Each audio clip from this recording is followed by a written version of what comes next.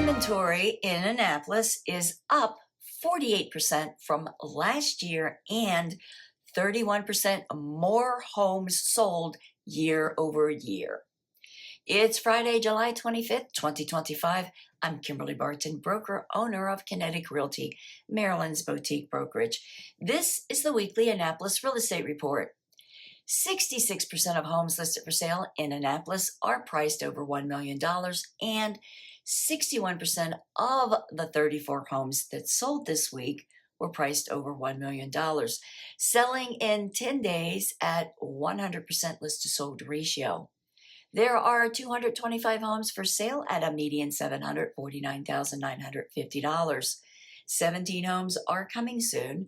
26 homes went under contract in 27 days at a median $624,000. 34 homes sold for 100% list to sold ratio in 10 days with a median sales price of $599,450. 14 homes sold in zip code 21401 at a median $799,000 sales price in 5 days. 15 homes sold in zip code 21403 at a median sold price of $740,000 in 20 days.